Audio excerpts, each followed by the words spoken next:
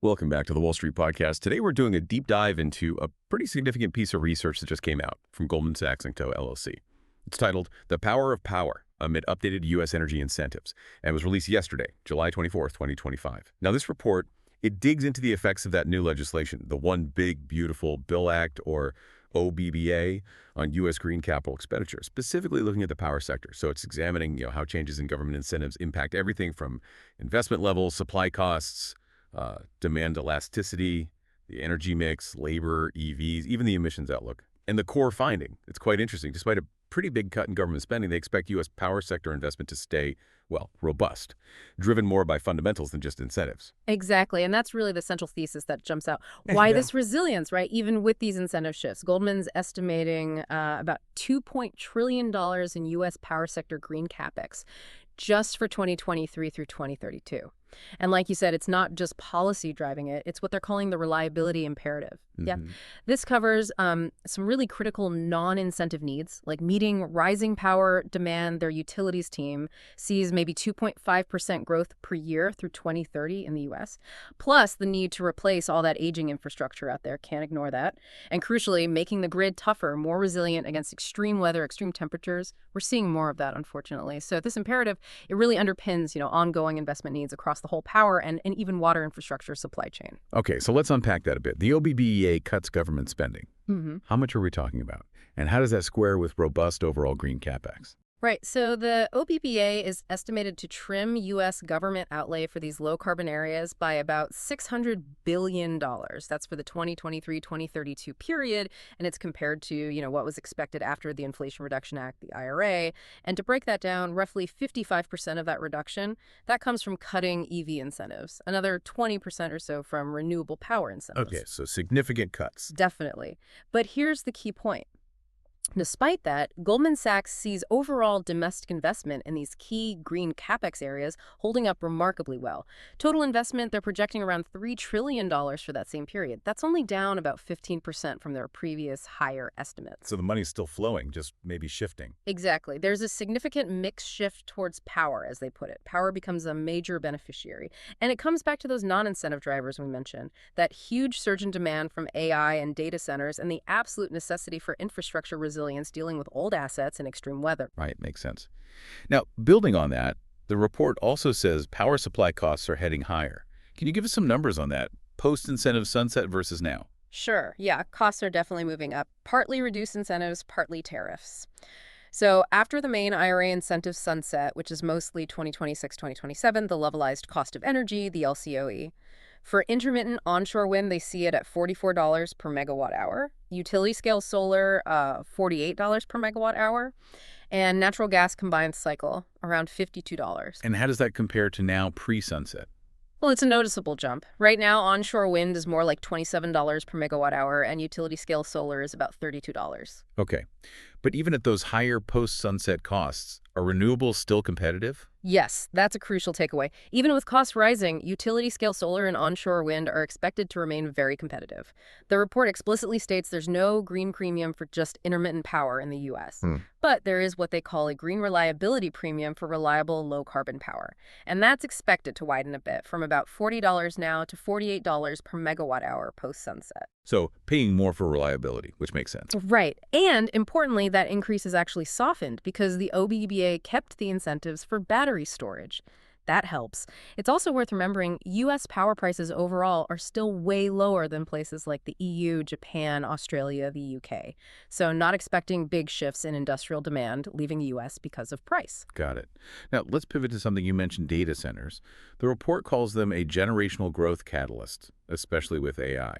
Can you put some scale on this demand? What does it mean for the U.S.? The scale is quite something. Globally, Goldman forecasts about 165% increase in data center power demand. That's AI plus non-AI, just between 2023 and 2030. 165%. Yeah. Wow. To put it in perspective, it's like adding the entire power consumption of a top 10 consuming country in just 7 years. Okay, that's massive. And for the U.S. specifically? For the U.S., data centers alone are expected to add about a 1% compound annual growth rate, CGR, to overall power demand through 2030. And is this demand sensitive to those rising prices we just talked about? That's the other key finding. Not really. This demand shows very limited price elasticity. For data centers, power sourcing decisions are driven mostly by availability and risk management, not purely cost. So they need the power reliably, and they'll pay for it. Pretty much. The report suggests the power mix to meet this will likely be solar near term, natural gas medium term, and then nuclear longer term, and even that higher green reliability premium, the 48M one.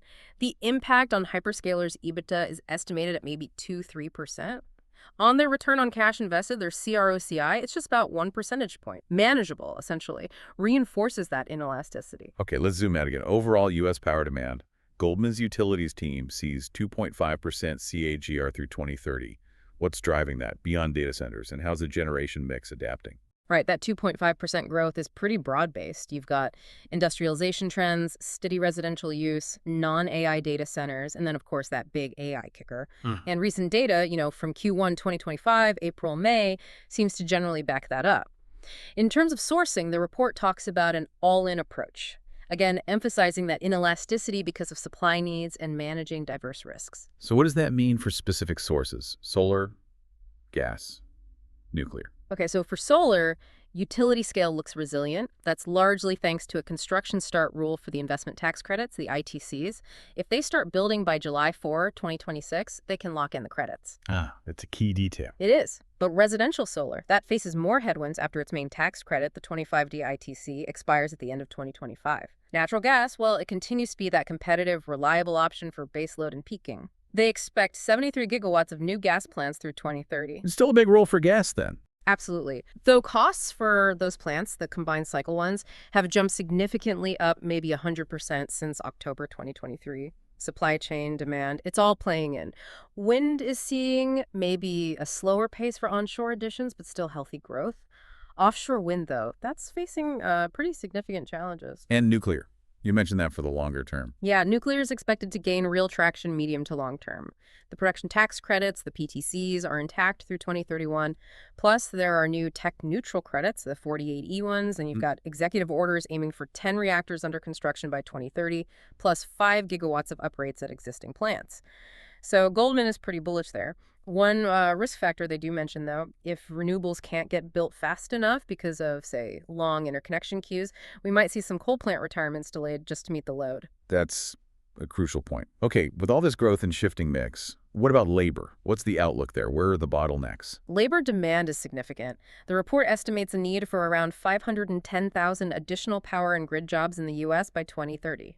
500,000 jobs. Roughly, yeah. It's about a 28% increase from 2023.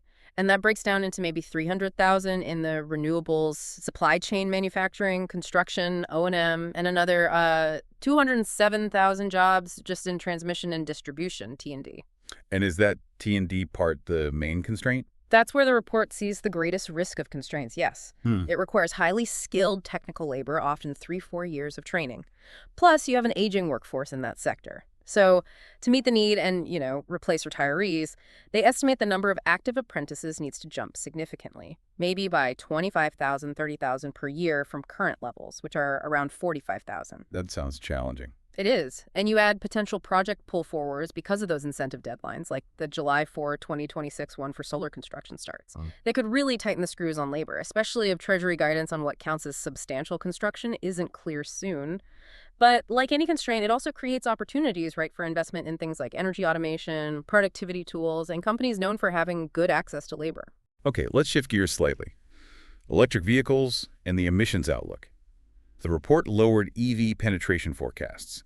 Why the change, and what does it mean for CO2? Yes, Goldman's U.S. Autos research team did trim their 2025 U.S. EV forecast down to 7.25% of new vehicle sales from 8.1% back in April. Key reasons?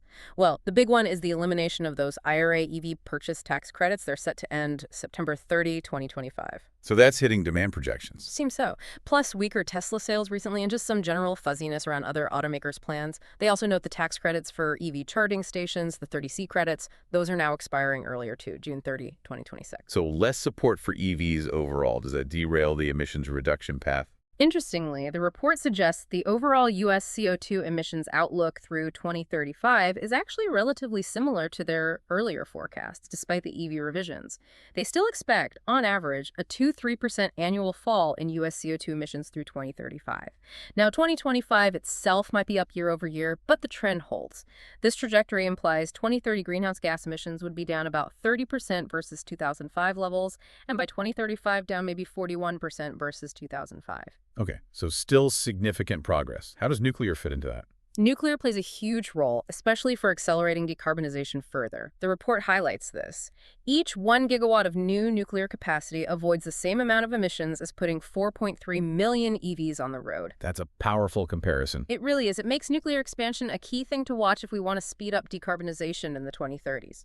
We do have to acknowledge, though, that even with mitigation efforts like power purchase agreements, global data center emissions are still projected to basically double by 2030 compared to 2023. That's a counter-pressure. All right, let's dive into some specific takeaways with our commentary segments. First, that reliability imperative.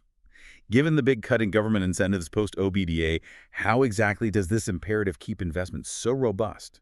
What are the hard, quantifiable drivers our listeners should focus on? Right. It's crucial to see the reliability imperative isn't just a vague concept. It's rooted in tangible, unavoidable needs that create genuinely inelastic demand for investment. That $2 trillion power sector CapEx forecast for 2023-32, it's driven by really three core measurable factors. First, the basic need to meet rising demand. That 2.5% CAGR through 2030 isn't just a projection. It reflects real industrial growth, residential needs, and especially those data centers we discussed, where power availability trumps minor cost issues. They need the power. Okay, demand growth is number one. Second, aging infrastructure. This isn't new, but it's critical.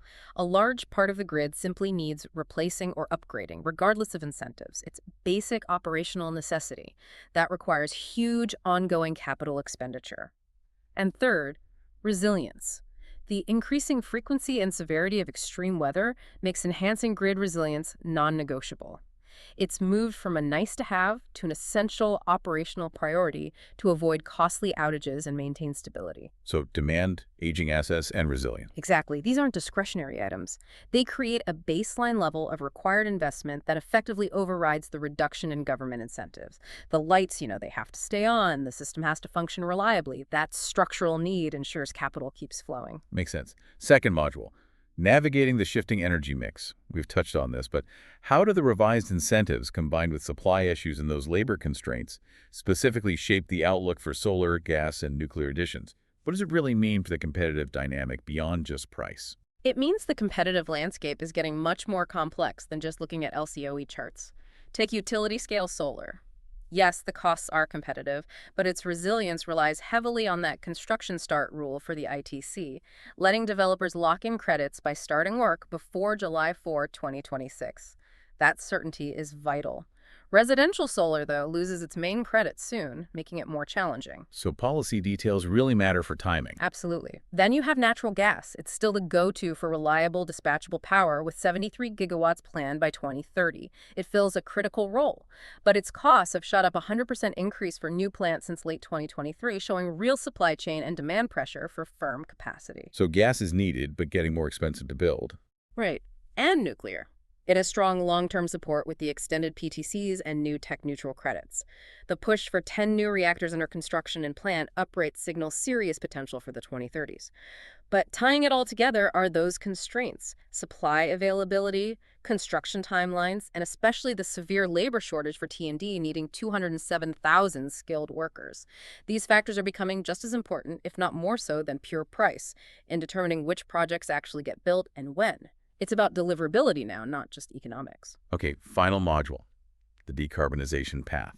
The report seems surprisingly stable on emissions despite lower EV incentives and soaring data center demand. What's keeping that trajectory on track, and what's the truly pivotal role for nuclear here? The stability comes from a balancing act, really. Yes, data center emissions are rising globally, expected to double by 2030. That's a headwind. But it's being offset, at least in the U.S. outlook, by broader shifts in the power sector continued, even if maybe slightly slower, renewable deployment, efficiency gains, and the impact of existing policies. So they still see that 2–3% average annual drop in U.S. CO2 through 2035, hitting roughly 30% reduction by 2030 and 41% by 2035 versus 2005. And nuclear is the key accelerator. Unequivocally, yes. That's the report's strong message. It's the pivotal element for potentially accelerating decarbonization beyond that baseline trend, especially in the 2030s. Remember that figure. 1 gigawatt of new nuclear avoids emissions equal to 4.3 million EVs. Its ability to provide massive amounts of clean, reliable, non-intermittent power is critical for balancing a grid with more renewables and meeting that relentless demand growth from things like AI and electrification. It provides the firm, clean foundation. That's why its expansion is such a key factor to watch. So, wrapping this up, what does this all mean for you? It seems clear that despite policy changes like the OBBBA cutting some incentives, the fundamental drivers, power demand growth, aging infrastructure, the need for reliability, are keeping investment flowing into the U.S. power sector. It's just being reallocated. And key demands, like from data centers, are proving highly inelastic, suggesting investment opportunities will persist even if costs are higher and labor is tight. That's right. The landscape of energy investment in the U.S. is clearly demonstrating a profound shift. It's moving from being primarily incentive-driven to being centered on demand and reliability. So as investors, the question now isn't just, where is the government putting money? But maybe more importantly, where are the essential needs of this evolving economy, like AI, irrevocably demanding power? How will this fundamental shift redefine what we even consider green investment over the next decade? Perhaps extending beyond just traditional environmental metrics to really encompass grid stability and resilience as truly paramount considerations. Something to think about.